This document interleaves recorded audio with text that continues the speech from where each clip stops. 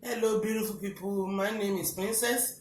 This is Yoruba American comedy. It's all about counseling, advice, Yoruba culture, American culture, and broadcasting news. Yeah, today, happy Sunday to you all.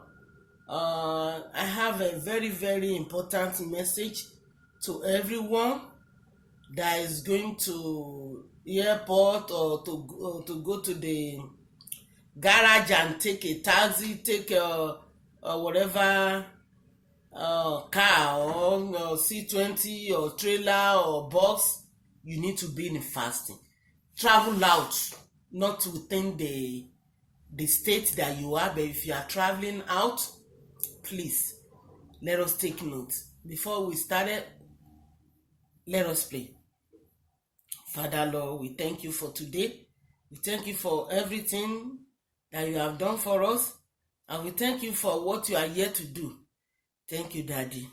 This is your word, and we are going to your word, the message that you sent to us, that you ever answer your listen to your word shall not perish.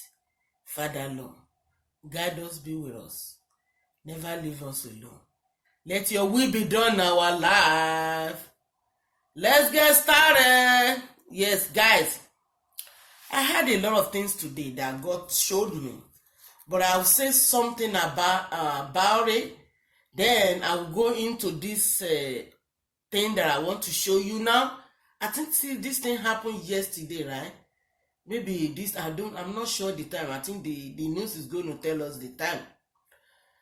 The bottom of the line is that God says anytime, anywhere that you are going to now, started from January till April, or after April, if you like, you can prolong the matter, or you make the message continue. God says you must be in fasting and prayer. It's very, very important. Even though you are not going anywhere, make sure you be in fasting from morning. If you break up 9 o'clock, fine. If you eat food 12 o'clock, fine. 1, 3, 6. But make sure you don't get up from bed immediately like 7, 8, and you start to drink coffee, or you start to drink water, or you start to eat anything.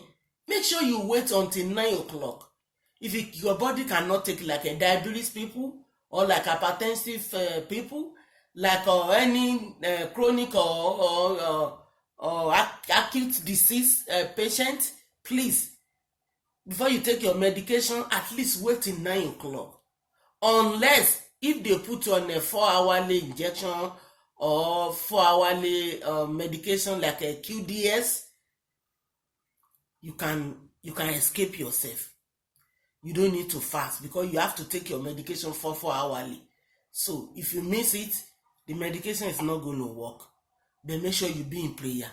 But if you are not on medication and you are okay, please, you need to fast. You need it. And if you cannot fast, whoever be on the medication, you can do night vigil. You don't need to sit down from 8 p.m. till 12 p.m. 12 midnight, being in prayer. No, that is too much because of your health. Sleep anytime you want. I know you will get up and use the bathroom. After that, when you come back from the bathroom, it's going to be around 2 or 1. Then sit down, pray like 2-3 minutes before you put your head down in the bed again. This is very, very important. Satan is full all over. It's all over. It is all over. So that's why God said we should be in prayer and fasting.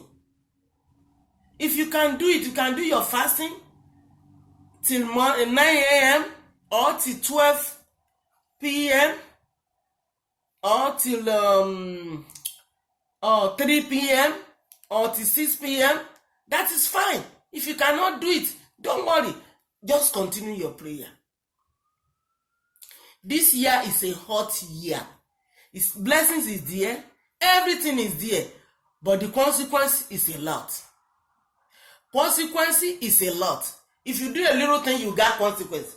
If you do bad thing, you got consequence. There's nothing you can go with it this year.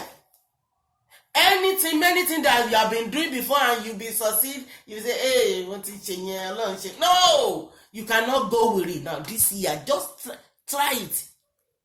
If you are doing good, continue to do good. You will receive immediate answer. And if you are doing bad, immediate answer ni o. Kò sí kọ́nà náà ìgbà kan náà máa ní bàálù ní kinní kan. No, bàbá mi ò tẹ̀ wá gun bàálù bá ó wà lẹ́gbẹ̀ẹ́ ni o. He stand by me ni o. Because watch here, everything you are doing is watching you. Especially we wicked people. It's watching us. Good people is watching us. So that is why you should be in prayer. If you are going to take a look, this is what happened right here now. I think the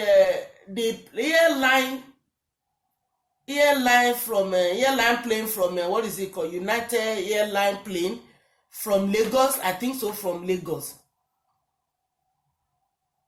Then when you get to the middle of the something, maybe like an hour ago or something. How many hours? Let me listen to the time that it took off. Not even a long time. When he left Lagos or somewhere else, the katakata scattered. When he started, he has to return to Lagos. That means he left Lagos, he returned back to Lagos. Because the plane want to, I don't want to say it out. We don't pray for bad thing. Remember, when you are going to the plane, you cannot fast till from, let's say you are going from Lagos to America now. You cannot fast till America until when you get to America before you eat. No. If you don't eat in a plane, they will tell you, say maybe you carry cocaine or you swallow anything. So they have to feed you in a plane. So whatever you do, at least maybe you have been fasting from your house. You left home 8 a.m. and your plane is going to start going to Lagos by 11 or 12. At that time, it's okay for you. Then remember, it's not immediately like you enter the plane, they will start giving you food. It will take like 2 hours, sometimes 1 hour, sometimes 1 hour, 1.5 hours before they start feeding you guys. Then it's okay. Make sure before you eat, pray. Or if they are not giving you food yet and you are in a plane, you are fasting, this thing cannot happen. No, I know that for sure. Except if it's from God, God will know, my children are inside at this plane. No. All of them, their stomach is clean. They didn't not eat. Let me save them. Because they are looking up to me. But if you eat belleful, you eat a nyate before you left home, and you are still waiting for the air hostess to serve you food, you are looking for trouble. You are deceiving yourself, especially the Christian.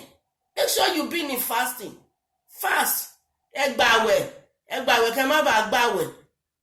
I could see a lot of them yelling, shouting, God do, Yoruba sote, Hausa sote. Different kind of language was blowing out. Because they are scared. Kò sẹ́ni tó lè ṣe náà, anybody ló lè ṣẹlẹ̀ sí, èdè náà la máa bẹ̀rẹ̀ sí ní sọ. But before this thing happen, try to protect it. Protect it. Your God is like your key that you use to open your door. You turn it the way you want.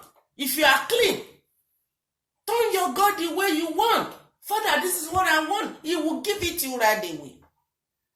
Until when your stomach is what? To back clean you. Kì í ṣe fún fasting nìkan.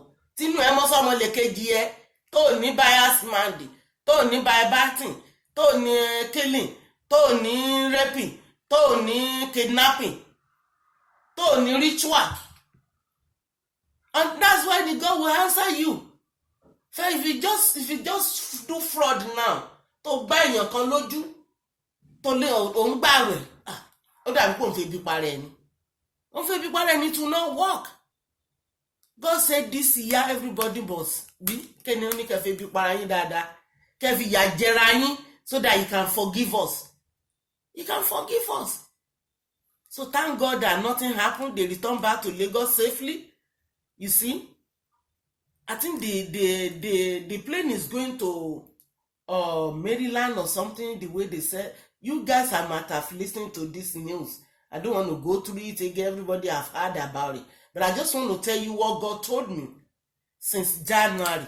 No, he told me since December. He said that I should be in a fasting throughout December, and I did. Throughout December, I did not eat like maybe after 3, sometimes 9 o'clock, 9 p.m. And I succeed that December, because a lot of people say you cannot succeed this. My father said don't mind them. Bí kúló lóko ní bí tàkúté ni òun àwò bóun ló ń dá ẹni báwọn ló dá ẹni òun àwò ẹ̀. Báwo ẹgbẹ́ ọmọ mi ó sínú àwẹ̀ máa bá mi sọ̀rọ̀ ń gbogbo gbà, and I did, and God made me he made me overcome all the jangajaga people. Ká má dárúkọ wọn àwọn náà mọ̀, Ọlọ́run jù wọ́n lọ. So that's it. Ọlọ́run jù àwọn ọ̀tá ẹ lọ, ó jù wọ́n lọ pátápátá. Gbogbo wa lọ́lọ́run jù wọ́n lọ. Tó bá ti mú Ọlọ́run ẹ mú. But if you don't know how to call him, you start gabbling kò máa pò yìí rẹ̀ èdè sáré ọmọ búra kàkàkàkà gbogbo kàkàkàkà ṣíkòrò kòkòkò bàbàbàbà. No, speak èdè tọ́lọ́run ẹ gbọ́. Tó bá sọ èdè tọ́lọ́run ẹ gbọ́, adé lóhùn síkàràbà mi ò máa ní ẹ má síkàràbà kẹ má síkòrò bòbòbò. But èmi rò pé tẹ bá bá Ọlọ́run sọ̀rọ̀ direct, it's better you send oúnjẹ tó rí sójú tó rán níṣẹ́. Tọ̀rọ̀ bàbá bẹ́ẹ̀ sọ̀rọ̀, bàbá ó bá fẹ́ ránjẹ́ sí aránjẹ́ sí ẹ. Síkàràbà bòbòbòbò wá ti pọ̀ jù, ó ti pọ̀ jù. Talk to your God direct, talk to him direct. Ọlọ́run á gbà wá o, Ọlọ́run á gbà wá, Ọlọ́run á máa dáàbò ẹ̀ gbogbo wa. Then I have another thing I want to show you again. It's about one little kid that said they can disappear. I think they stole either money or something from somewhere. I just heard it this morning. They are very young, very, very young kids. About 4 or 5 of them, you know. But it is scary for abiyamọ pé kí ọmọ ẹ̀ rí bẹ́ẹ̀ yẹn kó máa ní ẹ jẹ́ kí n máa wá kó máa ní mo rí wọn bí nsìn nígbà tí mo wo kinní yìí tán. Àwọn ọmọ méjì kéékèèké báyìí ni náà láwọn lè disappear, àwọn ọmọ tó ń jalè. Okay, maybe you guys have heard about it. Àwọn ọmọ bíi 4-5 ní orí àwọn yẹn gbórí èèyàn dání láìsí orí òkété. Lórí òkété koko láwo lèmi ń gbọ́, kì í ṣe orí èèyàn nísìnyí orí èèyàn koko láwo ló dẹ́kun tá à ń rí. Kọ́lọ́run ṣàánú wa. Ibẹ̀ rí òun ní ẹjẹ́ fi hàn tó gbórí èèyàn dání orí èèyàn koko láwo láìṣòkété àbí láìṣọ̀kẹ́rẹ́. You see them? Orí ọ̀kẹ́rẹ́ koko láwo ni mo gbọ́, nísìnyí orí èèyàn koko láwo ni. Ọlọ́run á dáríjì wa torí ẹ̀ṣẹ̀ wa pọ̀ kò ṣeé sọ.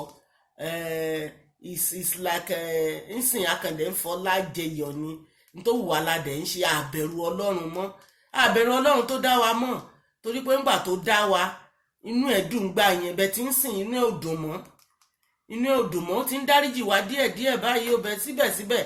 Ìkan tó wá kù sí tí bàbá mi ṣe ni pé tó bá ti ṣẹ̀ á nà ẹ̀ nípasẹ̀ right away. Ó máa nà ẹ̀ nípasẹ̀ ni ó bá rò pé ó ṣe nǹkan tí you can go away with it, bàbá ńlá ẹ̀rọ ni. O lè lọ wàá jẹ wọ́n ló máa wo àwọn oríṣiríṣi nǹkan tó ń ṣẹlẹ̀ ló máa wò tó bá rí pé nǹkan náà máa ṣẹlẹ̀ tó bá lẹ́sẹ̀kẹsẹ̀ wàá jẹ gba ìṣá ni, because nǹkan tó ṣe yẹn kò ṣe kí ni kò dáa tó, kò dáa. Ọlọ́run ṣe ń nà wọ́n nípasẹ̀ ní gbogbo ìgbà, wọ́n ṣe ń nà wọ́n nípasẹ̀ ní gbogbo ìgbà. Ẹ jẹ́ ká ronú ká mọ̀ pé Ọlọ́run ta ní Ọlọ́run tó tóbi ni. Ìyẹn abiyamọ mo fẹ́ bá yín sọ̀rọ̀, abiyamọ mo fẹ́ bá sọ̀rọ̀ kì í ṣe abiyagba o. Àtàbíyagba tó wà ń bẹ̀ gan pàápàá náà ó yẹ kó náà gbọ́nú ẹ̀, bìkọ́ tó bá gbọ́ ilé á lè fi ronú pìwàdà pé kí ló dé táwọn ọmọ ọdún 12, 13 máa sọ pé àwọn fẹ́ disappear. That's what I heard this morning. Mo ń wá báyìí mo rí láàárọ̀ yìí tí mo ní disappear kẹ ọmọ kékeré yìí ó lọ jalè. Mo rò pé àwọn ọlọ́pàá ló mú wọn wá kó wọn wá ń gba ọ̀rọ̀ lẹ́nu pé làwọn nǹkan nínú wọn ni ẹ ní tó bá pẹ́ǹsì ló máa disappear tí wọ́n bá tètè ya dáàdì mú ni, tí wọ́n bá tètè di kí ni mú kẹ̀ ẹ jẹ́ kí n wà níbi tó wà, Ọlọ́run á jẹ́ kí n rí. Ọmọ kékeré bí ọmọ ọdún 12 ọbí ọmọ ọdún 12 táwọn ẹ bá máa fi pé 18 kọ́ 18 lọ sí 20 wọ́n máa di junior Boko Haram nìyẹn junior Boko Haram ni wọ́n máa dà ó lágbára tó pọ̀ díẹ̀ kò yẹ kó rí bẹ́ẹ̀ ẹ̀yin abiyamọ tẹ́ bá mọ̀ pé ń lọ sọ́jà tẹ́ ẹ̀ lè ráyè bójútó ọmọ yín pé òkè o mò ń lọ sí ìdí ọjà o mò ń lọ síbi iṣẹ́ onídàájí o then kò sẹ́ni tó lè bẹ́ẹ̀ mú ọmọ yẹn lọ sí ilé ìwé mo bẹ̀ ẹ́ lórúkọ Ọlọ́run kí ló dé tó kúkú dúró kó wá èèyàn sí ṣọ́ọ̀bù yẹn pé ẹ jọ̀ọ́ bá mi sí ṣọ́ọ̀bù lásìkò báyìí mò ń bọ̀ kó o mọ ọmọ yẹn dé school fúnra lára ẹ̀ tó bá mu dé school then kò dẹ̀ gba ṣọ́ọ̀bù ẹ lọ then tó wá tásìkò tó yẹ kó o tún mu náà tó wá yàn sí ṣọ́ọ̀bù tó máa lọ bẹ́ẹ̀ mú wá bá ẹ tó bẹ̀rẹ̀ pé ibẹ̀ jìnnà bóyá bí irú Ìdúmọ̀tà ló ti ń ta jàǹsìn tọ́mọ ẹ ń lọ sí school ní Kétu Ọjọ́ta ní ọ̀nà toll gate tó ń lọ sí school mbẹ kò sí bó ṣe fẹ́ lọ sí mẹ́ẹ̀ láti lọ mú un bẹ́ẹ̀ tó ilé wáyàn tó jẹ́ pé wàá máa fún lówó láàárín ọ̀sẹ̀ péjọ lọ máa bá mi mọ́ mọ́ tó bá ti dàsìkò báyìí kó dẹ̀ bẹ́ẹ̀ mú lọ sínú ilé kó jẹun méṣọ̀pá àgbàlagbà wà ń bẹ tó máa bójú tó bá dẹ̀ ti mọ̀ pé kò ságbàlagbà tó lè bójú tó sún kẹ́ ẹ mọ́ etí aṣọ excuse me sún méjì aṣọ because tó bá délẹ̀ títí ẹ ló máa dà obìnrin ló lọ́mọ kì í ṣọkùnrin ló lọ́mọ obìnrin ló lọ́mọ o I'm telling you this because bàbá ti bí tiẹ̀ ó ti bí lọ́nà 3-4 ó ti bí ọmọ lọ́nà 3-4 ó ti lọ bẹ̀tẹ̀ ìwọ tó bá bí ọ̀nà máa tọ́jú and guess what táwọn ọmọ ìbá ṣoríire tán ìwọ ló máa kọ́kọ́ mọ̀ it's all over gbogbo èèyàn ló mọ̀ yẹn ó ti àwọn òyìnbó gan ṣe tó yẹ pé wọn kì í fún òbí wọn lówó oúnjẹ wọn kì í torí lóṣooṣù làwa Yorùbá máa fún ìyá wa lówó oúnjẹ àmẹ́sọ̀ pọ́n wà òkè àgbà ọmọ ọ̀dọ̀ àgbà nọ́ọ̀sì àgbà kwétìrà àgbà gbọ́ ẹ̀ pé kí ìyá àti bàbá wà òkè bẹ́ẹ̀ nílùú ìwọ̀n kì í ṣe yẹn ọdọọdún nìkan náà kàn gbé ìyá wọn lọ jẹun bẹ́ẹ̀ síbẹ̀síbẹ̀ náà kọ́kọ́ tó gbé bàbá lọ jẹun lẹ́ẹ̀kan ìyá yẹn ti jẹ bí 3 bí 4 ó ti jẹ bí 3 bí 4 bẹ́ẹ̀ táwọn míì náà wà nílùú tó pọ́n ṣe bí Áfíríkà náà tó jẹ́ pé gbogbo ìgbà náà máa yọ owó oúnjẹ fún ìyá wọn lóṣooṣù wọn á sanwó fóònù wọn á ṣe gbogbo ẹ̀ tó bá ṣe wàhálà báwo lọmọ ṣe fẹ́ rántí sanwó fóònù ẹ̀ excuse me báwo ló ṣe fẹ́ rántí sanwó fóònù ẹ̀ tó bá dàgbà ṣé nígbà tó bá tọ́ tó jìyà lórí ẹ̀ tó pọ́n tó bọ́ tó ṣe gbogbo ẹ̀ excuse me òtútù mú wá ń bí ni ẹ má bínú tó ṣe wàhálà lórí ẹ̀ tọ́mọ yẹn tó wà òkè dáadáa gba ní wà ní let me go and send money to my parents. If you don't take good care of your children, how can he or she remember you when he grow up? No. Ṣé ọmọ tó wà lábẹ́ bíríìjì ló fẹ́ rántí ìyá àti bàbá? Àbọ̀mọ tó wà níbi tán ti ń gún nídùú ló fẹ́ rántí ìyá àti bàbá? Àbọ̀mọ tó wà ní psychiatric ló fẹ́ rántí ó ti mu gbó torí ti yí tàbí tó ti mu cocaine torí ẹ̀ ti yí ló fẹ́ rántí ìyá àti tó fẹ́ rántí àti fún bàbá àti ìyá lóúnjẹ? Àbẹ́lẹ̀ tó wà ní neurology behaviour níbi tó ti lọ jà tó ti wọ́n sí neurology pé kíní kó máa gbé ń bẹ̀ ṣé ẹ ló fẹ́ rántí àti tọ́jú ìyá àti bàbá láti fún anybody lóúnjẹ because kò wá òkè mọ́ kò complete lọ́mọ mọ́ ọ̀nà jẹ́ káwọn ọmọ wa complete ọmọ wọ̀ ní yàyàkuyà lórúkọ Jésù so ọ̀nà tó máa gbà tọ́mọ fi máa complete ló yẹ kó wá tọ́mọ ni wọ́n fẹ́ ṣe graduation tí wọ́n náà máa gbàbẹ̀ lọ tó máa ní máa lọ bí a proud father a proud mother ìgbà tó mi ò bá ṣe dáadáa báwo ló ti fẹ́ be a proud mother be a proud parent tọ́kọ ẹ ò bá ṣe dáadáa tí ò rẹ́dì láti tọ́mọ then you go fún ọ̀dẹ́ tie your wrapper and continue to take good care of your children tó bá ti di 10 o'clock lálẹ́ sìn àwọn Amẹ́ríkà máa ní do you know where your children are everybody máa bẹ̀rẹ̀ sí ní sákìrì bí bọ́sí bí o Adéọlá o Adéṣekídí kan o Ọláwùmí o everybody máa bẹ̀rẹ̀ sí ní wọ́mọ ẹni because tó bá dánwò tó bá ṣe tán bá gé tán bá kó ọmọ ẹ tí ẹ bá ẹ bọ́mọ Yorùbá pé 21 years ìmí 28 years náà tó mọ ìjọba tó máa ní okay this is your mother go to him or go to her can you imagine ṣé ìyẹn ló fẹ́ ṣe okay kátẹ̀dẹ̀ ní kò sí ìyẹn l'Amẹ́ríkà ní Áfíríkà ìyẹn tó jẹ́ wípé ilé tó dẹ̀ wá wà ń bẹ̀ ló wá burú jù abẹ́ bíríìjì Òṣòdì kò ṣe kó àwọn ọmọ tó wà lábẹ́ bíríìjì yẹn wọ́n lọ bí omi ní. Mo gbàbẹ̀ nígbà tí mo lọ sílé mu ní olúwa o wọ́n lé ní thousands. Tó bá wo the age range tí mo rí will be like 10, 12, 13, 14 títí débi 18.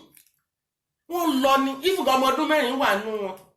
Ó wọ aṣọ, ó wọ pàǹtì nìkan, kò sí bra, kò sí nìkan, kò sọ mú láyà.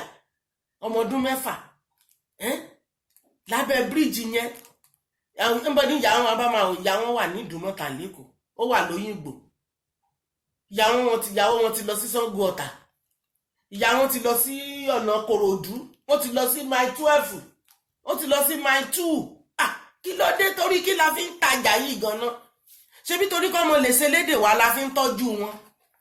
Gbà tí ìyá àti bàbá ẹ bí ẹ, ó ṣe lédè ìyá àti bàbá náà tí wọ́n bá tọ́jú ẹ, ó lè di ẹni tó máa tajà tó máa dá wà. Kì í ṣe gbogbo akọ́lá máa kàwé. Elétò àdèmọ̀ pé òun ní kàwé, make sure you kó fi sẹ́nu iṣẹ́ kó tó lọ láàárọ̀, mú ọmọ ẹ lọ síbi ilé mẹkáníìkì, mú lọ síbi fọganáísà, mú lọ síbi bíríkìlà bírísọpẹ́ bí tó ti ń mọ ilé, mú lọ síbi tó ti ń ṣàlù mílíọ̀nù, mú lọ síbi tó ti ń ṣe bàtà, oríṣiríṣi iṣẹ́ ọwọ́. Kò síwèé tó lè kà láyé náà, iṣẹ́ ọwọ́ náà ló máa ṣe at last. Gbogbo ìwé tàǹkà náà ká fi jẹun kéèyàn fi ní experience pé òkè tó bá ní wọ́n fẹ́ títẹ́ lọ bá fẹ́ wọn tébùrù tó bá mọ̀ wé ò lè mọ nọ́mbàs wọn yẹn. Okay, tí àdírẹ́sì àbáná fẹ́ ṣeun tó bá fẹ́ lówó tó fẹ́ rìkọ́dù ẹ̀ sílẹ̀ fọ́gà ò lè mọ iye tó fẹ́ rìkọ́dù gbà tó bá mọ kankan.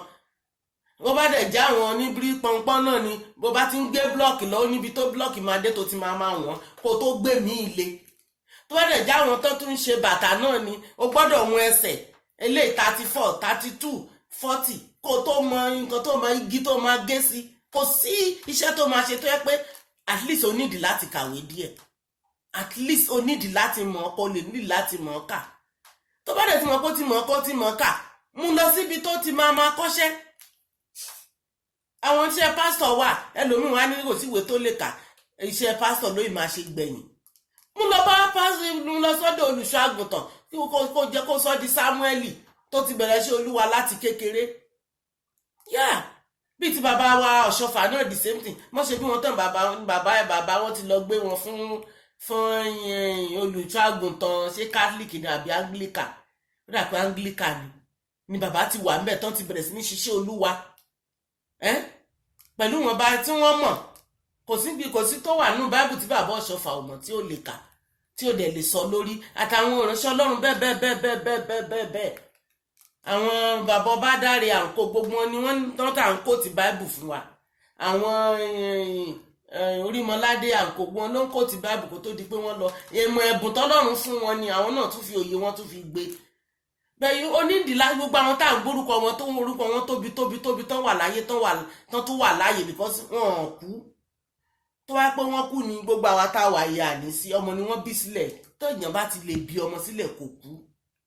Ẹni tí ò bá bímọ rárá ni ló kákùnrin lónìí já kákùnrin. Ẹni tí ò tí bímọ náà á pèsè fún láàárọ̀ náà á wọ ọlá bí mo ṣe ń sọ̀rọ̀ á pèsè ọmọ fún. Ṣùgbọ́n àwa abiyamọ á nídìí láti wà nínú ẹ̀mí gidi gan. Ọmọ ẹ kúrò nílé ọmọ ibi tó ń lọ. Ebi ò lè ṣe kí má bá ọmọ tèmi jà bó ṣe dàgbà tó. A máa jọ wọ́n máa mọ́ra wa ni. A máa jọ wọ́n ni kò sí orúkọ tí wọ́n kì í pè máa ní thank you. Tó bá ṣe tán wàá bá mi nínú ilé yìí. Kó tó padà dé ó ti change ìwà ẹ̀. Nǹkan tí mo ní kó má ṣe yẹn ó ti kúrò nídìí ẹ̀. Ọ tó bá mọ̀ pé nǹkan tó ń ṣe kò fẹ́ gbọ́ sí ẹlẹ́run. Nǹkan tó bá mọ̀ pé ó like mú kúrò ńlẹ̀. Take his privilege away. That's what they do here. You take his privilege away, then he's not gonna do the bad thing again. Until when he change, you return what you want back to him. Tó bá pé bọ́ọ̀lù ló like ni, remove ẹ̀, gbé sínú lẹ́kọ̀ọ́ tilẹ̀kùn mọ́, jù sínú abẹ́ bẹ́ẹ̀dì. Tó bá tó change, ọmọ ní kó má jáde mọ́, ò fẹ́ gbọ́ sínú lẹ́nu ọ̀rẹ́ burúkú ló kó káàkiri bí ní gbé bọ́ọ̀lù yẹn fún ẹ. Wá rí mọ̀ pé ó máa jókòó sínú lẹ́kọ̀ọ́ ní jáde because bọ́ọ̀lù yẹn ló ń gbé jáde tó fi ń kó ọ̀rẹ́ burúkú kiri. Bẹ́ẹ̀ wá dẹ̀ rí mọ̀ pé ó ti change ọ̀dà máa mú ẹ lọ sórí fíìtì tó ti máa gbá bọ́ bá dẹ̀ ti gba títí di àsìkò yìí máa lọ mú nǹkan ẹ bẹ̀ 2-3 hours ó ti tó má fọmọ síta láago 6 ìrọ̀lẹ́ kó ló ń bọ̀ wá nílé wá tó ń jẹ kó sùn ẹ tó bá yá wọlé ó mọ ibi tó wà láago 6 yìí títí dáago 10 alẹ́ bóyá ibi tí wọ́n ti ń gún nídùú ló wà bóyá ibi tán ti ń fà ló wà bóyá ibi tán ti ń dégò ló wà ó mọ̀ àwọn ilé tó lọ jalè yìí sì báyìí ó ń kó wọn lọ sí jẹ́ẹ̀lì juvenile jẹ́ẹ̀lì ṣé yẹn dáa kò bójúmu náà kò bójúmu àtọ́ kò bójúmu bá ṣe ń tọ́jú ọmọ wa nílẹ̀ áfíríkà àwọn míì ni kì í ṣe gbogbo wa o kì í ṣe gbogbo wa àwọn míì ni wọ́n ṣiṣẹ́ burúkú yẹn you need to rò dáadáa wípé ti ẹ̀rántí ọjọ́ tó ṣe rántí ọjọ́ tó ń ṣe nọ́ọ̀sì kò tí ì délẹ̀ ó fẹ́ yàgbẹ́ ìgbẹ́ ò tí ì jáde ọmọdé ló ń bọ̀ kì í ṣe ìgbẹ́ tó bá máa jáde bá olú ẹ̀ máa ranjú kankan bí iná tírélà Dangote ni ó máa ranjú kan ní ẹsẹ̀ kan ayé ẹsẹ̀ kan ọ̀run wàá dẹ̀ bí ọmọ náà tán ó wà ní tọ ìṣiṣẹ́ ìjà ayé ẹ̀ pé bó ló ṣe fẹ́ rìn ilé ayé bó ló ṣe fẹ́ mọ nǹkan tó fẹ́ ṣe kò tètè fi sẹ́nu iṣẹ́ fi sí ilé ìwé fi sí gbogbo ẹ̀ wàá kàn gbọ́ ọmọ jùlẹ̀ tí wàá gba especially o ti kẹ́rù kúrò nílé bàbá ẹ̀ definitely o ti kúrò o dẹ̀ mú kẹ́ dání dẹ̀ wọ́n tó mọ̀ pé ó máa mú dání yẹn take good care of him or her let him become somebody. Anthony Joshua yìí ẹ̀ ń wọ káàkiri ló fi ṣoríire náà taliwo tó jẹ́ Áfíríkà bẹ́ẹ̀ tán nǹkan náà tún wà tó ń ja kiri náà wrestling Adéníran náà something ìyá ẹ̀ mú káàkiri ló fi ṣoríire náà bó bá nírò méjì mẹ́ta fi kán fi gbogbo ẹ̀ gbọ́tọ̀ mẹ́ kó rọ́nà lọ kó sórí kọ́mọ yẹn ṣoríire lójú ẹ̀ ṣe pé kọ́kọ́ máa rùn pa kọ́ máa pè pé ọmọ ẹ̀ jalè oh my God orí burúkú nìyẹn gbà kí sórí tó dáa Ọlọ́run ní jẹ́ ká sórí burúkú àwọn ọmọ wa sórí ra wa náà dẹ̀ sóríire bẹ̀tẹ̀ a nídìí láti ronú o ò fẹ́ mọ̀ bóyá ọmọ ẹ oyè ìgbà tó bóyá ó ti tó lọ́kọ bóyá kò tí tó níyàwó kò sí tó kàn ẹ́ tí ẹni pé mo ti fẹ́ di girama òbí léèrè pé ìyàwó wo ló ń gbé káàkiri bóyá olè ló fi ṣe girlfriend tó yẹn máa lọ ti sínú wàhálà ọmọ ẹ náà òbí èrè bí tó ti ń rówó tó mú wálé wá fẹ́ bóyá boyfriend ẹ olórí ogun olè ní adigunjalè ní ọmọ mi tí mo wá fún mi lóra bàtà wà gbà ẹ ló máa káṣọ sọ́rùn tó máa bẹ̀rẹ̀ sí ní ṣakọ káàkiri ó dẹ̀ mọ́ bí tọ́mọbìnrin yẹn ti rówó tó wá kó fún ẹ ìgbà tán bá mú ọkọ tán mú ìyàwó wọn máa ní kó wá lọ pàdé wọn ní police station kó dáná ẹ jẹ́ ká tọ́ ọmọ wa o ó ti rìn mí lára ọmọ kéékèèké wọn yẹn ìkan ló lè disappear ìyẹn ó ti kékeré di aníní at that age bí wọ́n ṣe wo bọ̀bọ̀ ẹ̀ kò tí lè ju bí 12 years or bí bóyá 12 to 14 tó bá máa fi clean bá fi máa pé bí age of 21 sí 22 sí 30 Boko Haram Junior nìyẹn o Boko Haram Junior nìyẹn I'm telling you this because ó ti gbó tó ti ń disappear láti kékeré sí bóyá ẹrù tí bàbá ẹ̀ ń lò fún kí Fúlàní máàmù wa ni bàbá ń lò fún tọmọdé lọ ajáàkì ẹ̀ tó lọ ajáàkì ẹ̀ pé òkè bàbá mi bóyá Ọlọ́run dáríjì mi yáṣẹ́ tí bàbá ẹ̀ ṣe náà nìyẹn lọmọ náà lọ kọ́pì òkè bàbá mi ti lò tèmi náà tún jáde bọ́mọ ṣe ń jáde ni bàbá ń jáde mo bẹ̀yìn lórúkọ náà ẹ jẹ́ ká ronú ẹ jẹ́ ronú àmọ́ pé gbogbo wa kọ́ ni la máa ṣe dáadáa bẹ̀tí wọn náà tiẹ̀ jẹ́ kán ka ẹ̀mẹ́rin tó máa ṣe dáadáa jẹ́ kán ka ẹ̀mẹ́rin tó máa ṣe dáadáa bìkọ́ kò easy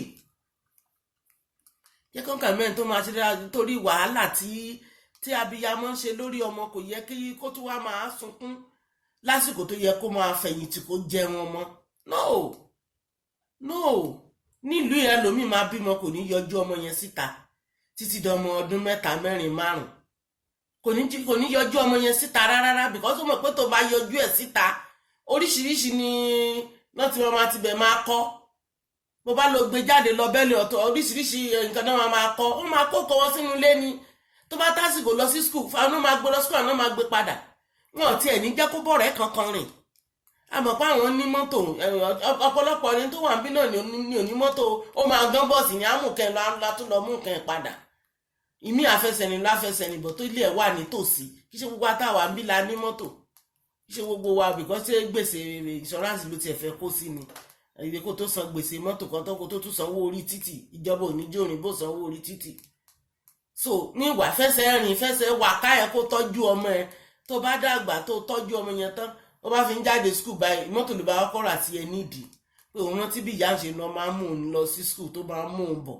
ìmí máa ti gba microphone á sọ̀rọ̀ á ní that my mom right there she's a kíní kan woman she's a bla bla woman she suffer for me kíní kan because ìyá yẹn ṣe dáadáa fún ó jẹ́rìí kan sọ pé that man right there no mi ò tí gbọ́ káwọn ọmọ yẹn sọ pé that man right there that woman right there that lady right there she do this she did that ọ̀nà wọn máa sọ because obìnrin tó gbọ́n ni tó dẹ̀ ní làákàyè tó mọ̀ pé ọjọ́ alẹ́ òun ò ní bàjẹ́ ẹ̀yẹn àwọn ìyá wa tán dàgbà tí wọ́n ń lọ sìn tá à ń ṣe ìrántí wọn tí wọ́n bá bímọ tó dáa báwo lọ ọmọ ṣe máa rántí wọn báwo ni wọ́n máa pa màálù mẹ́wàá pa màálù mọ́kànlá ẹgbẹ́ pẹ̀gbà pé wọ́n bá mi sòkú ìyá a máa pa àwọn kan wà náà ti jẹ́ pé àwọn náà ṣe irú ẹ̀bẹ̀ kò kí ń dàbí tó ẹlòmíì yẹ́ ẹ̀ máa kú sílẹ̀ bó máa sá lọ ni because kò sówó tó fẹ́ ná ó máa tú dànù ni ìyá yẹn ò tán ayé ara ẹ̀ ṣe kó tó dípò lọ kì í ṣe dandan kọ́ mẹ́ kàwé sorry to say gbogbo akọ́la máa gba agolo fásitì gbogbo akọ́la máa di professor gbogbo akọ́la máa di màmá nọ́ọ̀sì bàbá doctor but tó bá wọn bá tó bá kà mọ̀ pé at least o lè kọ́ o lè kà tó yìnbó bá ara jà lọ́wọ́ olè dáná ìyá welcome how are you how much 20 naira dálẹ̀ how much last 10 naira yìí tó bá ti lè mọ̀ yóò ti tán kò sí wàhálà ń bẹ̀ bẹ̀mí ṣọ̀pọ̀ kó jẹ́ kó wọ̀ tún ẹ̀ yàtọ̀ sí tòsí kó má máa fọwọ́ òsì máa jẹun àwọn míì wà tán lo left it doesn't matter ká bá ní kán lọ owó òsì dàbí pé nǹkan tí ò tọ́ kó má lọ máa fi nǹkan tí ò tọ́ jẹun nígbà tó bá kàwé rárá jẹ́ kó mẹ́ lọ sí school fowó irú kó iyọ̀ kó jẹ́ kó mẹ́ lọ sí school àwọn ìyá kan wà tán já ewé tán fi tọ́ ọmọ wọn dàgbà mo mọ wúmà kan ní Tàpá Èkìtì ọmọkùnrin 7 ló bí gbogbo wọn ní lọ́ọ̀yà ewé tán fi ń pọ́n mọ́ínmọ́ín múkẹ́ oníyá yẹn ń tà títí tó fi tọ́ ọmọ yẹn 7 lọ́ọ̀yà nígbà tí ìyá yẹn kú gbogbo wọn line up ni wọ́n wá dìde wọ aṣọ iye wọn wọ́n gbé sórí wọ́n gbé gbogbo ẹ̀wọ̀ òun náà fi gbé ìyá wọn òun náà fi gbé pósí ìyá wọn báyìí pé yes àwọn appreciate ẹbí tó tọ́ àwọn dé kò dẹ̀ sí bàbá ti kú láti kékeré ni bàbá wọn ti lọ ìyá ẹ̀ ló ṣe wàhálà tó gbé wọn kí ló dé tí wọ́n náà ṣe bẹ́ẹ̀ kí ló dé tó ṣe bẹ́ẹ̀ tó kàn ní jàre ló mọ̀ tó bá wù kó ti ṣayé ara ẹ̀ ìwọ ti ṣe ti tiẹ̀ ìwọ ti gbé tiẹ̀ dáyà àwọn kan máa ń pò yán láwọn ti gbé tàwọn dáyà ìwọ ló kù kó wà lẹ́nu ìwọ gángan ló ní wàhálà yẹn bìkọ́ tó bá máa dojú ara bá fi máa tó nǹkan bíi 60 ẹlòmíì ti domi ara nù láti bíi 60 kò ní lè ṣe wàhálà púpọ̀ mọ́ 70 ọkàn ní ẹnu ọ̀nà ló máa jókòó sí táti máa pé ẹ fẹ́ mi pé Rashida ń bo ló gbà lọ báwo ló ṣe máa mọ ibi tí Rashida gbàlùgbà tó tọ́ ńgbà tó wà ní kékeré ẹ bá mi pé Èṣù Olúwa tó sì ń bo ló gbà lọ o mo ti wà ń bí látàárọ̀ mi rí kò ló ò lè rí because ìyá tó fi lé lọ́wọ́ náà ló ń bá káàkiri ìranù tó fi lé lọ́wọ́ ló ń bá káàkiri ojú alẹ́ yẹn ló jàjù tójú ojú alẹ́ la ṣe ń tọ́mọ tó bá tọ́mọ ẹ lójú alẹ́ wàá ràn mù wàá ju ọlọ́ọ̀ni jẹ́ òjìyà wàá jẹ́ kí nìkan ewé ìyá náà pè wàá jẹ́ ewé ìyá gidi bẹ́ẹ̀ tó bá tọ́mọ ẹ tó fi nǹkan tó dá lé lọ́wọ́ bó ti wù kó dájú tó a máa rántí ẹ bí ó ti ẹ̀ṣẹ̀ kan láàrin oṣù kan á ní jẹ́ kí n tiẹ̀ tó rántí ìyá ìjàre wàhálẹ̀ ti pọ̀jù tàbá pè sí wọn máa búyàn ní wọn máa béèrè ìyàwó ńkọ́ ọmọ ńkọ́ ni torí àwọn ìyá yìí ò ní fẹ́ gbà wọn fẹ́ kó gbé bébì wá bóyá òde tí rẹ́dì láti gbé bébì wọn máa yọ ẹlẹ́nu ni bẹ̀rẹ̀ at least wọn ṣàfowó oúnjẹ ránṣẹ́ sí ṣá ìyẹn lè re wàhálà abiyamọ tó tútù bá dé bá ara aṣọ òtútù ara gbára wa ara bàtà ó ti mọ̀ pé òun lọ gbé fún ìyá òun ìyẹn ni wàhálà abiyamọ bẹ́ẹ̀ kì í ṣe wípé kó tútù dé kó má rẹ̀ ní ra kankan fún ẹ kó má rẹ̀ ní béèrè ẹ kọ́mọ́ntì kó má rẹ̀ nǹkan rà fún ẹ pé ọmọ mi gbà tí ẹ mú ó kàn wíkẹ́ẹ̀dì ó kàn yàyàkúyà kálẹ̀ ṣá àwọn ọmọ ẹ ti forí lé abẹ́ bíríìjì wọn náà forí lé ọjà my 12 alápẹ̀rẹ̀ ibẹ̀ ló wà ní tiẹ̀ ọmọ ẹ kọ́ wà nílé ìṣẹ́dàgbọ́já wà nílé ilé ni mo fi sí ó tètè ya kó jáwé mọ́ra kó já kíní mọ́ra kó lọ wò nílé tó wà tó ṣe ń sùn ni ó ti gba bí iṣẹ́ lọ kó pariwo lé lórí tó bá lòun ní lọ kó ṣí kíní ìlábàrà ṣí ní àbàrà lẹ́yìn ọrùn pọ̀ tí kíka yẹn mẹ́rààrún kó lé sí lẹ́yìn báyìí tó bá dọ̀la mo máa fọwọ́ pàdé àjẹ́ kó tètè dìlé kí ìyá yẹn tó wá ṣì lábàrá mi ọkọ̀ wa kò bókò tó dáa ó bá wọ́n nìkan lẹ́yìn ẹsẹ̀ ó bá fòdìdé báyìí òdòdì ló máa wọ ṣòkòtò ń gba ibi tó obìnrin kò lọ tó ti lọ ṣe ni àbọ̀kọ̀ wa ní ẹ báyìí ìwọ ti ṣe tiẹ̀ ìwọ ti ṣe tiẹ̀ ni ìwọ ti ṣe yìí èèyàn ń sọ fọ́mọ pé ó ti ṣe tiẹ̀ ẹni tí ò dá kan mọ̀ kò mọ̀ bó ṣe tẹbí kó ti jẹun tiẹ̀ ni kó dẹ̀ kó yíde lọ tó bá tètè fọ̀nà bí tó máa gbà wọ́n kò ní mọ̀ pé kò yẹ kó òun wà àárín ẹni tí ibi tó ń wà so ẹ̀yin abiyamọ mo bẹ̀ lórúkọ Ọlọ́run ẹ jọ̀ọ́ ẹ má mọ àti tọ́ ọmọ yín ẹ mọ bí tọ́ ọmọ yín wà ẹ mọ bí tọ́ ọmọ yín ò sí ẹ jẹ́ kí wọ́n ní ìmọ̀ ní ìwọ̀nba kì í ṣe rẹpẹtẹ onìkan ní ilé ìsìn nílùú aláwọ̀ funfun àwọn Nàìjíríà ló kàwé jù àwọn alákàwé jù kò sí kọ́lẹ́jì tẹ́ máa dé nílùú ìtẹ́ẹ̀ní bá Nàìjíríà bẹ́ẹ̀ kò dẹ̀ sí kọ́lẹ́jì tẹ́ máa dé tẹ́ẹ̀ní bá Nàìjíríà pòfẹ́sọ̀ kò sí ó wọ́n dẹ̀ máa wà ní top kìíní nínú skul bó bá máa débì kan bá mi fẹ́ lọ rí kánsẹ́lọ̀ ó fẹ́ lọ rí pírẹsidẹ́ǹtì ó fẹ́ lọ rí chairman Nàìjíríà ló máa bá ń bẹ̀ tàbí kó bá Ghana ọ̀ kó bá Làìbé àwa mẹ́ta tá à ń kàwé jù ní gbogbo Áfíríkà nìyẹn Làìbé Ghana àti Togo àti Cameroon àwọn yẹn náà tún try náà àwọn yẹn náà tẹ̀lé wa bẹ̀ Nàìjíríà number 1 followed by Ghana then number 3 ní Liberian because ìyá wọn ó ti ṣe wàhálà lórí wọn dẹ̀ wá sílùú láti wá gbogbo ìyá àti bàbá ga kò sẹ́ni tó ọba pàdé wa níbi tá a ti send owó ní every Friday tán bá gba chẹ́ẹ̀kì Áfíríkà ló máa pọ̀ jù lórí line tán fẹ́ lọ send owó sílé sí fún ìyá wọn a máa gbọ́ mo fẹ́ sáré lọ send owó sí mọ́mì mi orí ìrìnbó wà ní mọ́tò a máa gbọ́ tí Nàìjíríà máa sọ pé mo fẹ́ sáré lọ send owó sọ ló fẹ́ lọ send èsì yẹ́ ẹ̀yìn bàbá ẹ̀ ni ìyá nìkan ló máa ń pọ̀ jù ẹ̀fọ́ tó dá ẹlọ́ni kó dáríjì wọ̀ ẹlọ́ni kó dáríjì wọ̀ ká tó rántí bàbá ó máa ń ṣe díẹ̀ ẹlòmíì náà dẹ̀ sẹ́ǹdì ẹ̀ sí ìyẹ́ àpín sí méjì fún bàbá bẹ́ẹ̀ kí ṣe gbogbo ìyá ló ń ṣe kinní yẹn o kì í ṣe gbogbo ìyá tọ́ àwọn àgbọ̀ orin ọmọ ẹ̀ tó bí síta kó máa bá a rán èyí tèmi tọ́ ni mò ń tọ́ ìlọ́lódé òun náà kan ó nìkan ló dẹ̀ tọ́ ó nìkan kọ́ ló tọ́ ọbẹ̀ tí ó kọ́mọ̀ láàrin obìnrin tó bá ti lè jẹ́ pé orogún ìyàwó ti di méjì mẹ́ta forget it bàbá yẹn á jẹ pàṣẹ ìyà tó bá dàgbà torí wá ti ń gbowó kò ní fi jíṣẹ́ ni torí rò pé bòun fún àwọn ọmọ tó kù tó ti tọ́ tó wà níta ní kó lọ bá láwọn yẹn ló máa fún lówó jẹ kò ní fowó ọmọ yẹn jíṣẹ́ àfi tí wọ́n bá ní àṣẹ ti bá mi fún bàbá mi lánàá ìyẹn ń gbàgbé òun á fún mọ́mì mi kò dáa bẹ́ẹ̀ bá fún dádì mi máa fún onírànú ẹ̀ jàre torí pé o ti fẹ́ yàwó mi nìyẹn rẹ tí o bá fẹ́ yàwó mi wọn á jọjọ oúnjẹ yẹn ni wọn á ti lọ gbọ́ àwọn tó máa ń fẹ́ yàwó tó pọ̀ yẹn lójú alẹ́ ó dàbí pé ó máa ń níbò míì ni o gbẹ̀dí bò míì tọmọ wọn bá kàwé dáadáa tó jọ ọmọ tó ní fẹ́ràn fúnra náà wọn máa wá bàbá wọn wọn mi sọ pé bàbá wọn wà òkè ní good care wọn á tọ́jú ẹ̀ wọn á gba nọ́ọ̀sì gba dókítà gba gbogbo ẹ̀ fún bẹ́ẹ̀ tó wá jẹ́ pé àwọn ọmọ tí ò láàánú lójú Ọlọ́run kó jẹ́ kó ọmọ aláàánú lójú ìyá wọn náà máa jù sí straight agbọ́ ìyá mi ló ṣe wàhálà ìgbà tó yẹ kó tọ́jú wa ìyàwó ló lọ ń wà mọ́ yà káàkiri àmọ́ tó tún fẹ́ bí ó ti bóbìnrin ó tún sì ń wóbìnrin kiri ní àwọn ọmọ wọn yẹn kọ́ lọ́n kó ṣàánú wa ni